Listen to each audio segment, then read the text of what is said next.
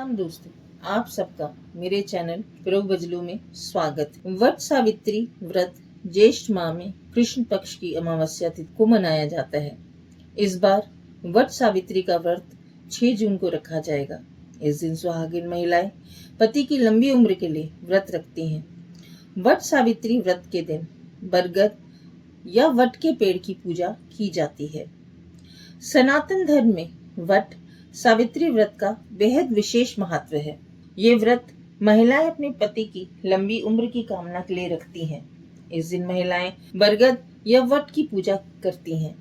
उत्तर भारत में यह त्योहार पूरी श्रद्धा के साथ मनाया जाता है। इस बार वट सावित्री का व्रत 6 जून बृहस्पतिवार को रखा जाएगा। हिंदू पंचांग के अनुसार ज्येष्ठ माह के कृष्ण पक्ष की अमावस्या तिथि को वट सावित्री व्रत रखा जाता है। इस दिन शनि जयंती भी मनाई जाती है। यह त्योहार सत्यवान सावित्री की कथा से जुड़ा हुआ है। आइए जानते हैं शुभ मुहूर्त। हिंदू पंचांग के अनुसार इस बार अमावस्या तिथि की शुरुआत 5 जून को रात 7:54 पर होगी और समापन 6 जून को शाम 6:07 पर होगा। उदया तिथि के अनुसार इस बार वट सावित्री का व्रत 6 जून को ही रखा जाएगा। आइए जानते हैं व्रत की पूजा विधि। वट सावित्री व्रत वाले दिन सुहागिन महिलाएं सुबह उठकर स्नान करें। स्नान आदि के बाद इस व्रत का संकल्प लें और 16 श्रृंगार करें। इस दिन पीला सिंदूर विशेष रूप से लगाना चाहिए। इस दिन बरगद के पेड़ के नीचे सावित्री, सत्यवान और यमराज की मूर्ति रखें। बरगद के पेड़ में जल डालकर उसमें पुष्प, अक्षत, फूल और मिठाई का भोग लगाएं। वृक्ष में रक्षा सूत्र बांधकर आशीर्वाद मांगे। वट वृक्ष में कच्चा धागा लपेटकर 7 बार परिक्रमा करें। बाद में हाथ में काले चने को लेकर अगले दिन व्रत को तोड़ने से पहले बरगद के वृक्ष का कोपल खाकर उपवास समाप्त करें। दोस्तों, क्यों होती है वट वृक्ष की पूजा? आइए जानते हैं। वट वृक्ष में ब्रह्मा, विष्णु, महेश त्रिदेवों का वास होता है। बरगद के तने में भगवान विष्णु का वास माना जाता है। जड़ में ब्रह्मदेव का वास माना जाता है। शाखाओं में भगवान शिव का वास होता है। वट की लटकती शाखाओं को सावित्री स्वरूप मानते हैं, इसलिए ये पेड़ पूजनीय हो जाता है।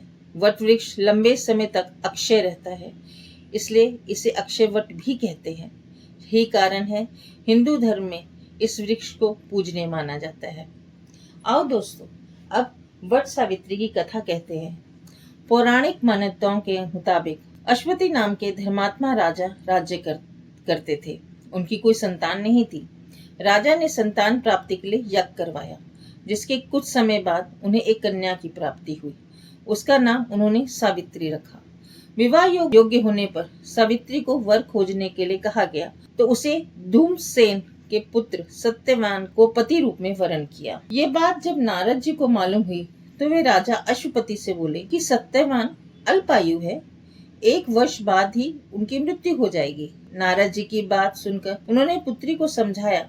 सावित्री सत्यवान को ही पति रूप में पाने के लिए अडिग रही। सावित्री के दृढ़ रहने पर आखिर राजा अश्वपति ने सावित्री और सत्यवान का विवाह कर दिया। सावित्री सास ससुर और पति की सेवा में लगी रही। नारद जी ने मृत्यु का जो दिन बताया था, उस दिन सावित्री भी सत्यवान के साथ वन को चली गई। वन में सत्यवान जो कि पेड़ पर चढ़ने लगा, उसके सर में असहनीय पीड़ा होने लगी। वह सावित्री की गोद में अपना सर रखकर लेट गया। थोड़ी देर बाद जब सावित्री ने देखा कि अनेक दूतों के साथ हाथ में पाश लिए यमराज खड़े हैं, यमराज सत्यवान के अंगु प्रमाण जीव को लेकर दक्षिण दिशा की ओर चल दिए। सावित्री को आते देख यमराज ने कहा, हे पति परायणों, जहाँ तक मनुष्य साथ दे सकता है तुम अपने पति का साथ दे दिया, अब तुम लौट जाओ। सावित्री ने कहा, जहाँ तक मेरे पति जाएंगे वहां तक मुझे भी जाना चाहिए, यही सनातन सत्य है। यमराज ने सावित्री को की धर्म परायण वाली वाणी सुनकर वर मांगने को कहा। सावित्री ने कहा, मेरे सास ससुर अंधे हैं, उन्हें नेत्र ज्योति दे दें। यमराज ने तथास्तु कहकर उसे लौट जाने को कहा, किंतु सावित्री उसी प्रकार यम के पीछे चलती रही। यमराज ने उससे पुनः वर मांगने को कहा। सावित्री ने वर मांगा, मेरे ससुर का खोया हुआ राज्य उन्हें वापस मिल जाए।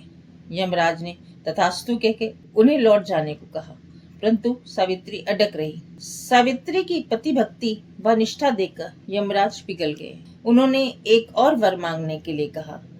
तब सावित्री ने वर मांगा, मैं सत्यवान के पुत्रों की मां बनना चाहती हूँ, कृपया कर आप मुझे वरदान दे। सावित्री की पति भक्ति से प्रसन्न होकर उस अंतिम वरदान को देते हुए यमराज ने सत्यवान को पाश से मुक्त कर दिया और अदृश्य हो गए। सावित्री अब उसी वट वृक्ष के पास आई। वट वृक्ष के नीचे पड़े सत्यवान के मृत शरीर में जीव का संचार हुआ और वह उठकर बैठ गया।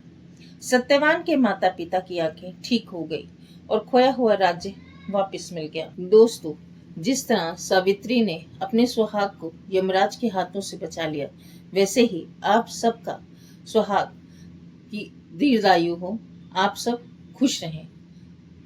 जय माता दी।